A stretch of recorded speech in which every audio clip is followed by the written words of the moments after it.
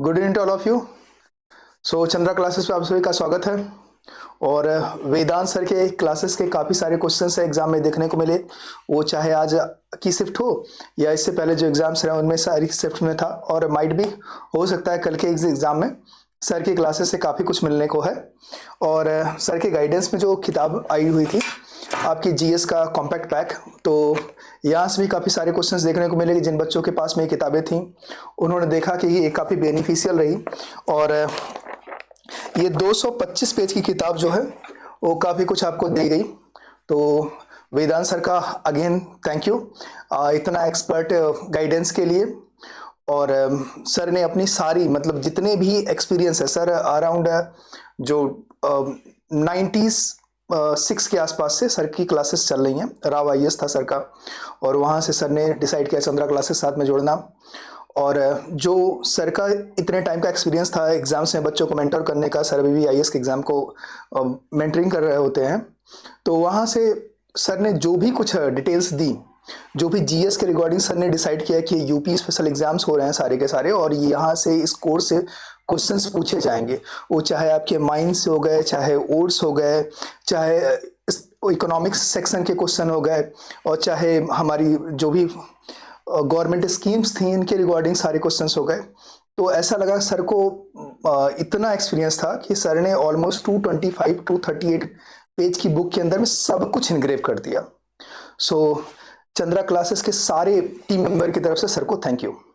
चलिए आ जाते हैं, क्वेश्चन को सॉल्व करते हैं। बहुत बढ़िया क्वेश्चन था। कुछ ऐसे क्वेश्चन थे जो छोड़ने लायक थे, और कुछ ऐसे क्वेश्चन थे जिनको लो हैंगिंग फ्रूट बोल सकते हैं और उन इग्नोर करने लायक नहीं थे।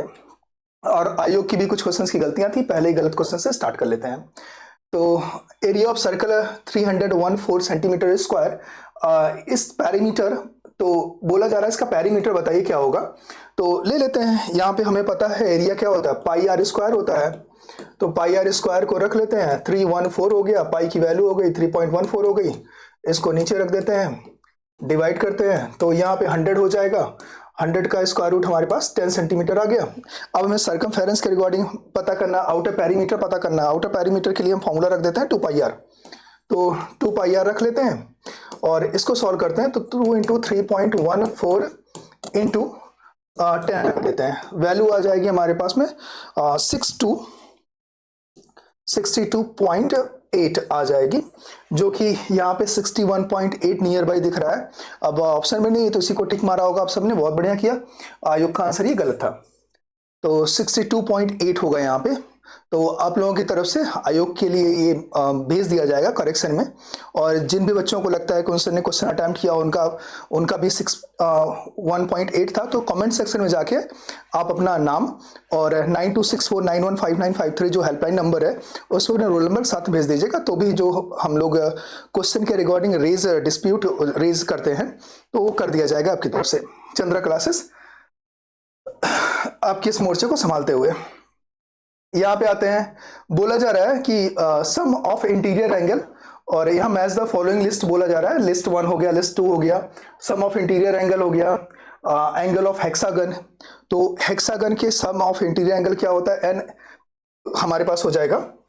फॉर्मूला लगा लेते हैं यहाँ पे, यहाँ वैल्यू मिल जाएगी हमें n-3 अपॉन 2, n-3 अपॉन में 2। तो होप सो आप सबने भी यही लगाया था, रख दीजिएगा वैल्यू। हेक्सागन हमारे पास में क्या यहाँ, अच्छा ये ऑक्टागन डी वाले को चेक कर लेते हैं। यहाँ ऑक्टागन के लिए फॉर्मूला 8 लगा दीजिएगा, यहाँ ऑक्टागन के लिए 8 रख देंगे इसमें, और 8 रखेंगे तो वैल्यू हमारे पास में 20 आ जाएगी। तो डी का हमारे पास में हो गया सेकेंड वाला, ये हो गया कंफर्म।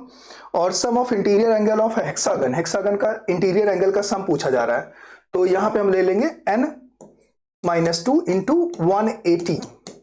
तो इसको रखते हैं, हेक्सागन 6 हो जाएगा, और यहाँ पे 4, 18 4 जा हमारे पास में 72 हो जाएगा।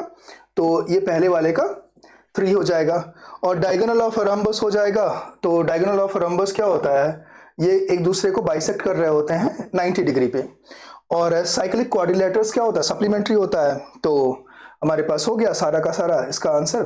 तो यहाँ हमारे पास आंसर हो जाएगा फर्स्ट वाले का जो है वो थर्ड है, ठीक है, और सेकंड वाले का फोर्थ है, तो फोर्थ हो गया हमारे पास। और इसके बाद सी का जो है सी का फर्स्ट हो गया, ओके, सी का फर्स्ट हो गया, और डी का हमारे पास में हो गया। तो यही ए कंफर्म है, आंसर ए करेक्ट हो जाएगा, राइट। होप सो यहाँ तक का कोई डाउट नहीं है और आप सभी का सही जा रहा होगा। तो आ जाते हैं नेक्स्ट क्वेश्चन की बात करते हैं। तो ये क्वेश्चन जो था ना, centre of Siberian plateau located, जैसे क्वेश्चन पूछा गया where the centre Siberian plateau located, मध्य साइबेरियन पठार कहाँ पे स्थित है। तो इस क्वेश्चन को देखिए, उतना ही लोड लीजिए जितना आयोग ने बनाते टाइम पे लिया था, एकदम छोड़ के आपने आगे की बढ़े, बहुत अच्छा किया। बाय द वे इसका करेक्ट आंसर ए हो जाएगा।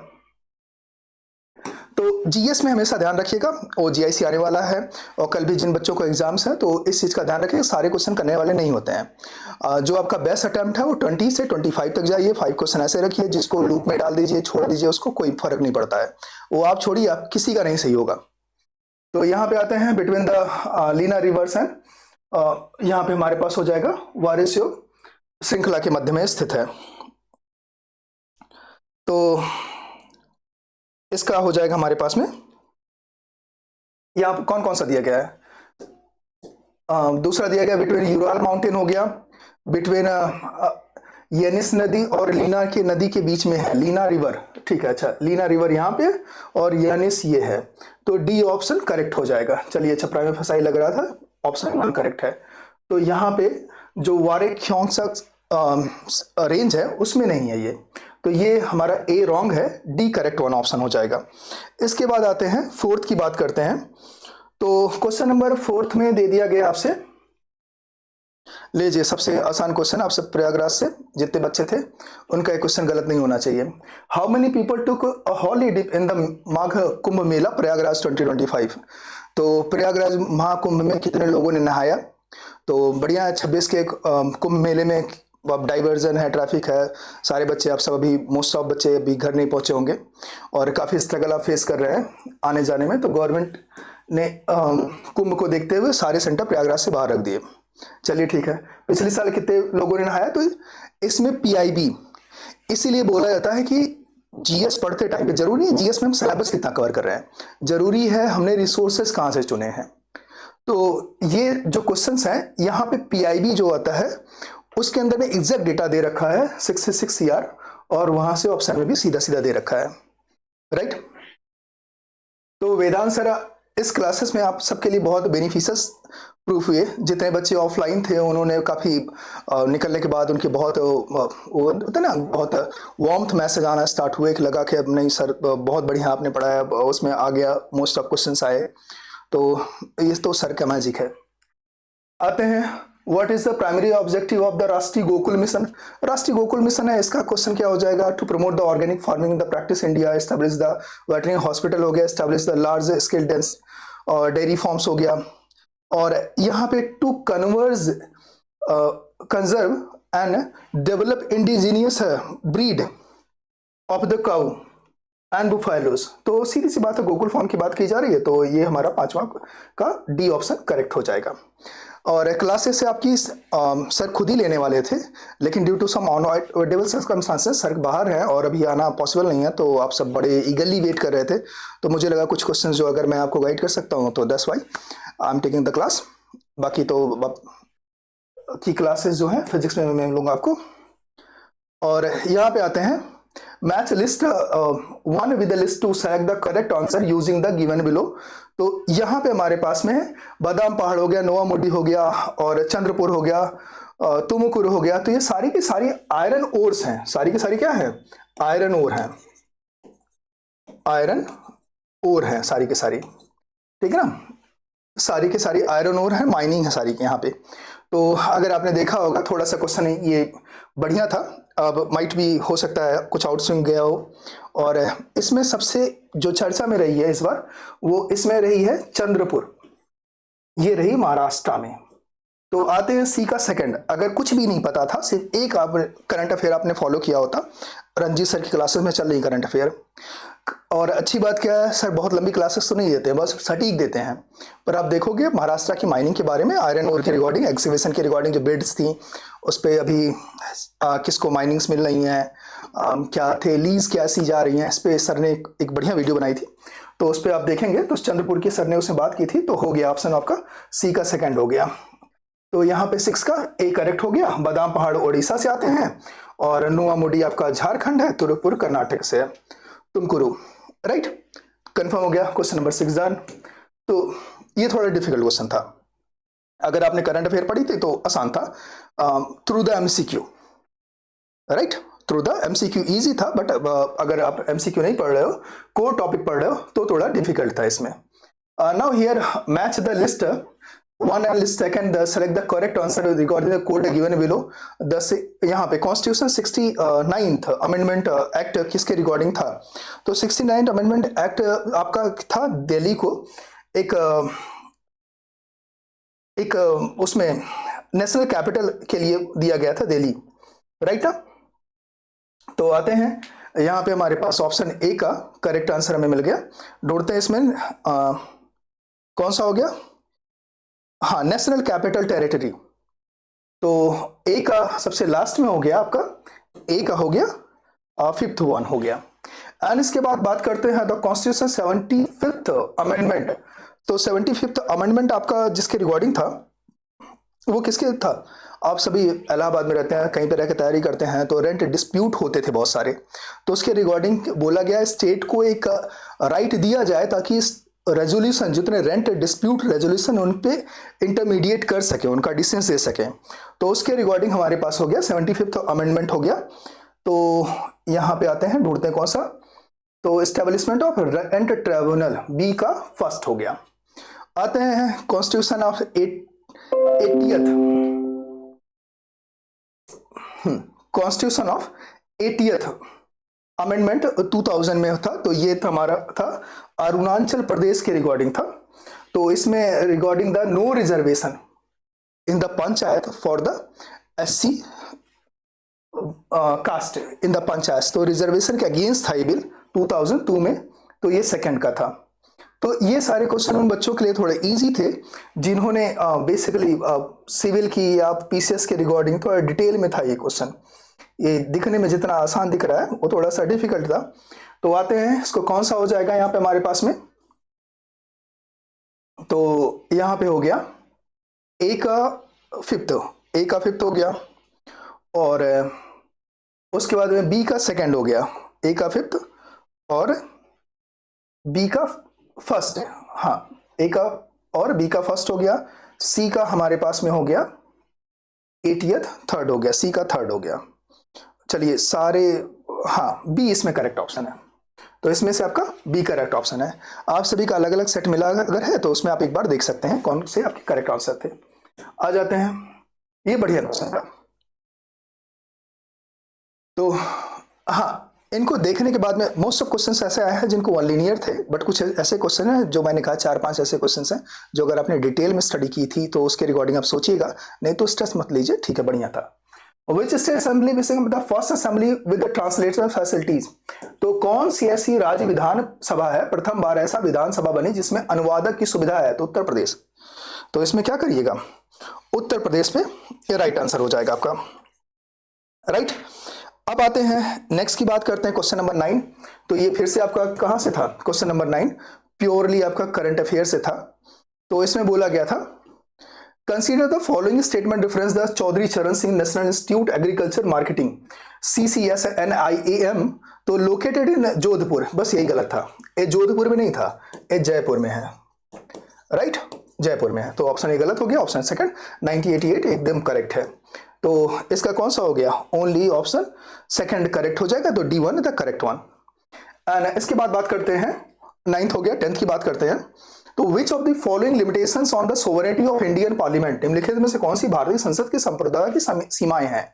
तो चलिए, आपने बेसिक पॉलिटी पढ़ी है, तो हालांकि सर ने एकदम प्रियम्बल में ही इसको कंफर्म करा डाला था, मैंने क्लासेस देखी थी बहुत सारी, उसमें सर ने रटा डाला था एकदम से। फंडामेंटल राइट्स हो गया, जुडिशियल भी हो गया, फेडरलिज्म हो गया, रिटन कॉन्स्टिट्यूशन, ये सब है। तो D1 करेक्ट हो जाएगा, बिल्कुल आसान सा क्वेश्चन था। इसके बाद बात करते हैं consider the following statement reference the vision for Amrit Kaal. तो अमृत काल का विजन क्या था इसके अंदर में? तो अमृत काल का विजन हमारे पास हो जाएगा इसमें, am the provide the opportunity for the citizen with the focus on youth. इसका उद्देश्य युवाओं पर ध्यान केंद्रित करते हुए नागरिकों को अवसर प्रदान करना। तो ये सही है। इसका एम है establish the strong and stable micro economic environment, ये भी सही है। तो इसमें से दोनों सही हैं, ये दोनों ऑप्शन करेक्ट हैं, राइट। तो ये एकदम इजी थे। तो बढ़िया, उन बच्चों के लिए बहुत अच्छा था जिन्होंने current affair classes Ranjeet sir से कंप्लीट की हुई थी। आते हैं क्वेश्चन नंबर 2 की बात करते हैं। तो यहाँ पे electric pole 16 metre height, cast shadow 12 metre and the height of the tree the cast shadow 15 metre length under the similar condition. तो यहाँ पे सिमिलर कंडीशन की बात की गई है, तो दोनों को रख लेते हैं। यहाँ पे 16 के लिए है 12 और दूसरा है h पूछा जा रहा है हमसे इक्वस में, यहाँ पे h में दूसरा क्या है 15 है। इसको सॉल्व कर लेते हैं। यहाँ पे हो जाएगा हमारे पास 16 इंटू 15 डिवाइडेड बाई 12, काम खत्म। तो आंसर कितना आ जाएगा? यहाँ पे हो जाएगा आपका आंसर 4 4 जा 16 हो जाएगा, 4 3 जा हो जाएगा और यहाँ पे ये मिल जाएगा हमें 20, राइट। 3 5 जा और 4 5 जा 20, तो D1 करेक्ट ऑप्शन, राइट। इसके बाद आते हैं यहाँ, ये बढ़िया क्वेश्चन था।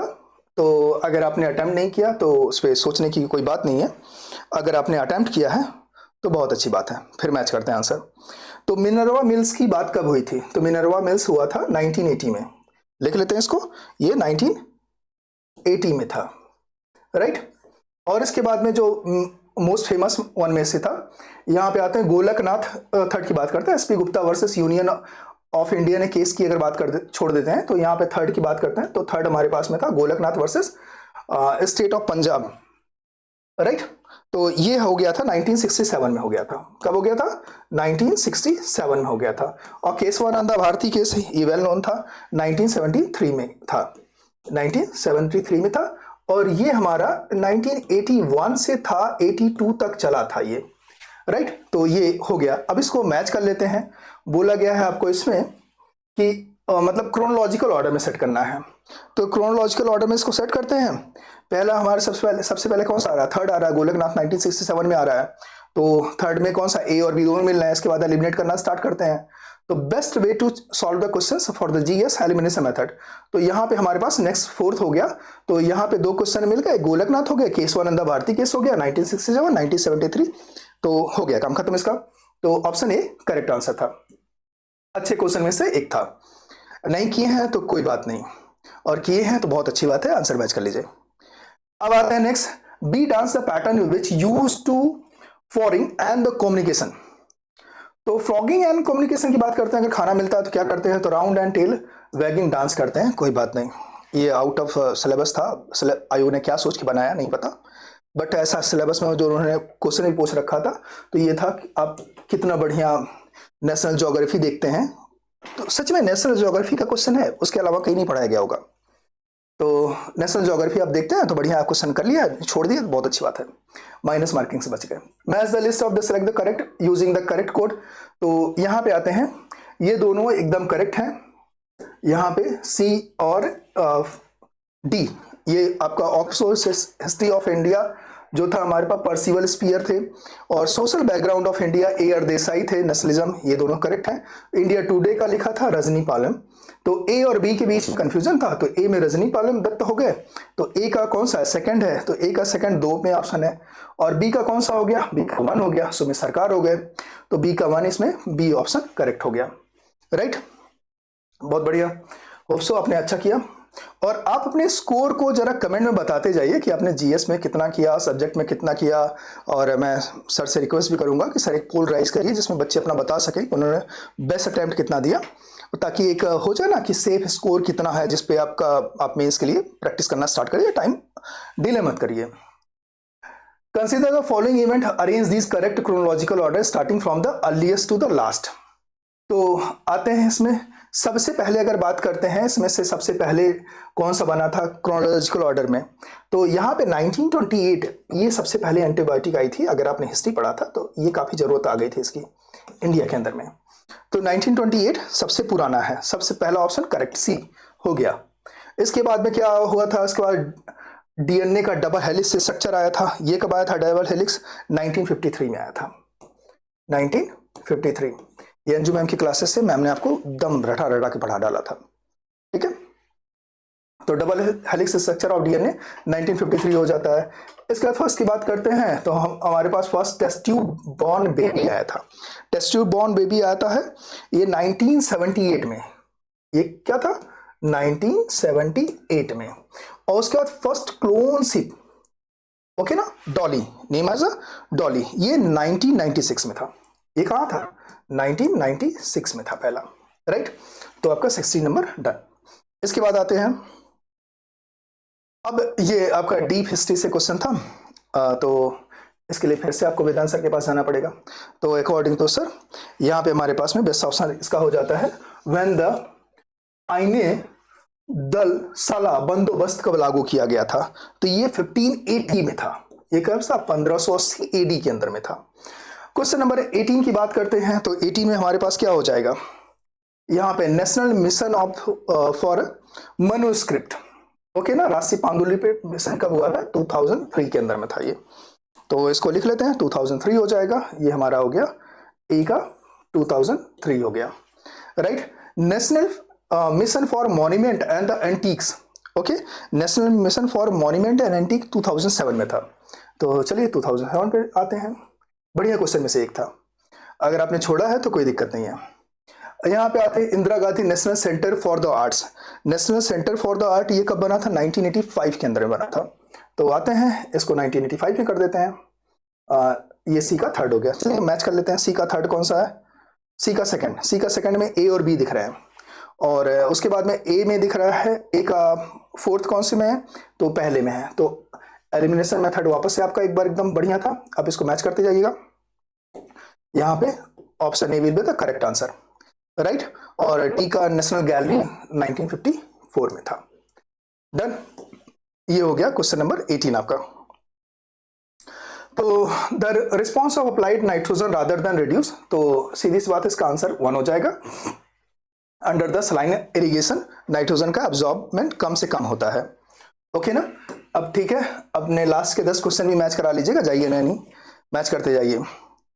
और यहाँ पे आते हैं, which country include the Jakota triangle? Jakota triangle के बारे में कौन बात करता है? तो सीधी सी बात है, यहाँ देखिएगा, यहाँ जकोटा ट्राइंगल, गलती कहाँ हुई आप लोगों से? मोस्ट अपने Japan, north Korea and Taiwan. North Korea किसी से बात नहीं करता है, वो अपने आप में बेस्ट रहता है। तो यहाँ पे आते हैं Japan, south Korea and Taiwan आते हैं जकोता में। ये इन दोनों का कोई तो मतलब ही नहीं था। आते हैं क्वेश्चन नंबर 21 की बात करते हैं। तो यहाँ पे देखा गया था, given below statement one label as the assertion other the reason हो गया। तो यहाँ पे हमारे पास हो गया था bio रेमेडिसियन relies on the abilities of the microorganism to degrade, deoxify the organic inorganic compound। तो ये आपका एकदम करेक्ट है, राइट। तो ये तो ठीक है। अब क्या करता है? चलिए ऑप्शन ये हमारे पास में करेक्ट हो गया। रीजन क्या बोला जा रहा है? ये जो bioremediation can be relatively intrusive for to the environment, तो ये गलत है, राइट। तो इंट्रूसिव नहीं होता है, कंफर्म। तो 21 का हमारे पास हो गया। रीजन ये सही है, बट इसका रीजन जो है फॉल्स है। अब आते हैं 27 की बात करते हैं। Naksha program implemented under the which government initiative? तो यूपी गवर्नमेंट की तरफ से नक्शा की बात करती है। तो अगर आप गांव से बिलोंग करते हैं, आपके पास में तो अपने गांव में देखा होगा खसरा खतौनी जिसको बोलते थे, उसके रिगार्डिंग बहुत सारे डिस्प्यूट होता था। तो इन्होंने बोला कि नक्शा आता है और उसके अंदर में हम ज़्यादा चीज़ों को लेके ज़्यादा बेहतर तरीके से कर सकते हैं। तो ये digital India land records to modernisation program था। तो 22 का बी। वंस अगेन ये आपका करंट अफेयर का क्वेश्चन था। तो वही जो स्टार्टिंग में हम लोग बात कर रहे थे, या वेदांत सर आपसे बार बार कह रहे थे, कुछ ऐसे क्वेश्चंस रहेंगे जिनको लो हैंगिंग फ्रूट बोलते हैं, उनको नहीं छोड़ना है। बट कुछ ऐसे क्वेश्चंस रहेंगे जिनको छूना भी नहीं है, उनको देख के आप बिल्कुल मत जज करिएगा खुद को। आप कर ले जा रहे हैं ठीक ठाक क्वेश्चन, जितना आप कर रहे हैं, जितना आपने ईमानदारी से पढ़ाई की है, तो बस रिले करिए उस पर और अपने सब्जेक्ट पे फोकस करिए। यहाँ पे आते हैं, ठीक है, वंस अगेन ये सब्जेक्ट का क्वेश्चन आ गया। तो यहाँ पे एच इक्वस इंटेंसिटी इक्वस क्या होता है? यहाँ पे H इक्वल्स में बी कॉस थीटा होता है। H इक्वल्स में क्या हो जाएगा हमारे पास में, मैग्नेटिक फील्ड इंटेंसिटी की जब बात की जाती है H equals b cos theta. Question देख के लगा बहुत बढ़िया है, ये जीएस का क्वेश्चन तो नहीं हो सकता था, ठीक है। In magnetic meridian certain places the horizontal component the earth magnetic field is 2.6 and the deep angle 60 degree. तो what is the magnetic field earth at this location? तो यहाँ पे मैग्नेटिक फील्ड इंटेंसिटी की बात की गई है, तो यहाँ पे हो जाएगा बी इक्वल्स में h अपॉन में cos थीटा। cos थीटा की 1/2 का 0.5, तो यहाँ पे हो जाएगा 0.26, इसको घर पे कर लीजिएगा, और 0.5, ठीक है। इसको सॉल्व करेंगे तो आपके पास आंसर आ जाएगा अराउंड 25 हो जाएगा, 1 कैरी 2 हो जाएगा। तो इसमें आपका आंसर हो जाएगा, फॉर्मूले को नोट कर लीजिएगा, ठीक है। जीएस का क्वेश्चन नहीं है, तो बिल्कुल इस भ्रम में रह के इसको ऐसा कि नहीं पढ़ाई नहीं करते हैं, बहुत बढ़िया जीएस में आ गया था। अगर आप साइंस से पेपर दे रहे थे तो ये आपके लिए फर्दर जरूरत पड़ेगी, ठीक ना। आपका मेंस का जो सिलेबस है साइंस का ना, वो बढ़िया से वेल डिजाइन है, मैग्नेटिज्म बहुत बड़ा रोल प्ले करने वाला है उसके अंदर, तो ऐसे क्वेश्चन को बिल्कुल इग्नोर नहीं करता है। तो इलेक्ट्रोमैग्नेटिक फील्ड बहुत डिसाइसिव फैक्टर होने वाला है, तो वहां से एक क्वेश्चन ये था बी इक्वल्स में H इक्वल्स में बी कॉस थीटा होता, मैग्नेटिक फील्ड पूछी गई थी, तो यहाँ पे 0.52 जी हो गया था। तो क्वेश्चन नंबर 24 हो गया आपका डन। यहाँ पे बात करते हैं given below the statement label as the assertion and the reason. तो यहां पे बोला गया इंडिया ने टेस्ट किया था, यहां पे आपसे बोला गया कि लाइक 25 के अंदर में यहां पे क्या था, India tested the integrated air defence weapon system in August 2025, बिल्कुल सही है। तो बोला गया कि test is carried out on the coast line of the Kerala, ये बिल्कुल गलत बोल दिया, चांदीपुरा ओडिशा में था, तो ये गलत हो गया। तो इसमें आपका हो गया ये ऑप्शन ए ट्रू है, बट जो रीजन दिया गया वो फॉल्स है, चांदीपुर ओडिशा, कंफर्म कर लीजिएगा इसको। अब इसके बाद बात करते हैं क्वेश्चन नंबर 26 की। क्वेश्चन नंबर 26 की बात करते हैं, तो match the list with the list second and select the correct answer using the code given below. तो यहाँ पे आते हैं हमारे पास में बहादुर शाह जफर की बात करते हैं, तो ये क्या हो गया, शाह बेखबर, इनको लिखते हैं। और फिर फारूक सियार की बात करते हैं, तो फारूक सियार क्या हो गया हमारे पास में, ये मतलब डिस्टिंग्विश कायर, जाने माने डरपोक थे, ठीक है, 1714, कंफर्म है ना, आफ्टर औरंगजेब, बहुत बढ़िया, काफी अच्छे से पढ़ाई कर रहे हैं आप सब। फिर उसके बाद हम बात करते हैं जहांदर शाह की, तो जहांदर शाह क्या हो गए थे, ये सब जानते हैं इनको, लस्टफुल फूल, ठीक है, बहुत बढ़िया स्टेटमेंट दिया, ठीक है। अब इसके बाद बात करते हैं मोहम्मद शाह की बात करते हैं, तो रंगीला था, ठीक है ना, हिंदी इंग्लिश दोनों मतलब, ठीक है, रंगीला। तो कौन सा हो जाएगा इसमें, ए का हमारे पास में हो गया थर्ड, ए का थर्ड कहाँ पे, ए बी और सी में है, चलिए एलिमिनेशन मेथड अप्लाई करते हैं।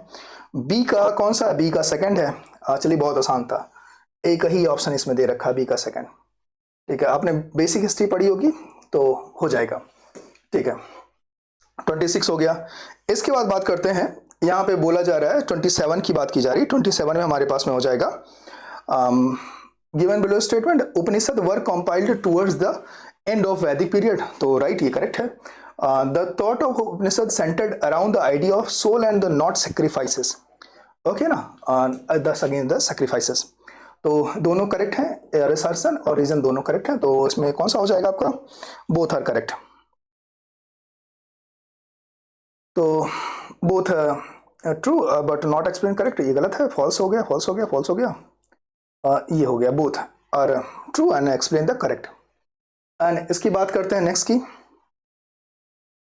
एंड यहाँ पे देखते हैं 28 का बोला जा रहा है given below two statement label the reason assertion, the theme of G20 summit 2023 was the Vasudhaiva Kutumbakam which means one earth one family one future, okay ना, is taken from the Sanskrit text Mahaupanishad, okay ना, तो इसको बोला गया महाउपनिषद से लिया गया है, तो ये कौन सा हो जाएगा इसमें, ये हो जाएगा, दोनों करेक्ट हैं इसमें, तो बोथ है ट्रू, यहाँ पे हो जाएगा एक्सप्लेनेशन करेक्ट, तो इसका बी हो जाएगा, राइट। अब बात करते हैं 29 की, तो यहाँ पे बोला जा रहा है कि state where the cotton textile industry is not established, तो इसमें हो जाएगा कहाँ पे, जम्मू कश्मीर में एक भी नहीं, गोवा में, अरुणाचल प्रदेश। लेकिन ये थोड़ा सा गलत दे दिया कि पंजाब नहीं है। पंजाब में सिग्निफिकेंट टेक्सटाइल इंडस्ट्री है, काफ़ी सारी टेक्सटाइल इंडस्ट्री है, बहुत बड़ा बिजनेस है इनका। ठीक है, पंजाबी वैसे माने जाने हैं। तो इसका कौन सा हो गया, पहला दूसरा तीसरा सही है, तो 29 का बी हो गया। चलिए बहुत बढ़िया, होप सो आपने बढ़िया से मैच किया और आपने अच्छा किया। तो मैच करते जाइए, सब्जेक्ट के आंसर्स मैच करते जाइए, जो भी बनता जाए। अगर आप 100 प्लस हैं और ठीक है, आपके सब्जेक्ट टीचर आपको ज़्यादा बेहतर बता सकते हैं, तो आप बहुत अच्छे से मेंस की तैयारी करना स्टार्ट करिए। यहाँ पे आते हैं, according to national family health survey which state has the highest total fertility rate TRF among the following state. तो इसको तो चलो बिहार टिक कर देना था। तो यहाँ पे फर्टिलिटी रेट की बात करते हैं तो बिहार का 2.98 है, ठीक है ना, अभी बहुत जल्दी सर्वे आया था, 2-3 महीने पुरानी न्यूज़ है। उत्तर प्रदेश का 2.35 है, ठीक है ना, और झारखंड का 2.26 है, ओके ना, और मेघालय का सबसे कम है 1.75 है, राइट। ये फर्टिलिटी रेशियो है, ठीक है। अब इसकी क्वेश्चन आया था, मतलब लाइक डिक्लाइन जो हो रहा है, मोस्ट ऑफ आपका इंडिया क्राउडेड हो गया, उसके बाद में देखा गया था सस्टेनेबल जो डेवलपमेंट के लिए था, जो फर्टिलिटी रेट होना चाहिए वो 2 का होना चाहिए, हम 2 हमारे 2, बस ज़्यादा नहीं। तो टोटल फर्टिलिटी 2 का होना चाहिए, बट अभी भी बिहार और यूपी उससे ऊपर चल रहे हैं, ओके ना। तो आपने आंसर मैच किया होगा, मोस्ट ऑफ अपने क्वेश्चन बढ़िया किए हैं। और अगर कहीं कोई गलती हुई है उसको देखिए, और फिर से एक चीज़ है, रिसोर्स बहुत सोच समझ के चुनिए। हमारे पास में रिसोर्सेज की कोई कमी नहीं है, बहुत सारे हैं। अब तो गूगल पे एंटर किया, बहुत सारे फ्री में बहुत सारी चीज़ें हैं। तो but don't be unguided missile, एक रिलेवेंट सोर्स यूज़ करिए, और कम से कम ऐसा ट्राई करिए कि आपका टाइम वेस्ट ना जाए, ओके ना। सबसे बेहतर तरीका होता है किसी भी स्टेट का अगर एग्जाम दे रहे हैं तो उसका प्रीवियस ईयर पेपर, ठीक है, जो कि वेदांत सर आप लोगों से बार बार कहते हैं। सो वंस अगेन वेदांत सर, बहुत बढ़िया आपने पढ़ाया, ऑफलाइन बच्चों का बहुत अच्छा रिस्पांस था। और सो मिलते हैं नेक्स्ट वीडियो में, till then take care and thank you, bye bye.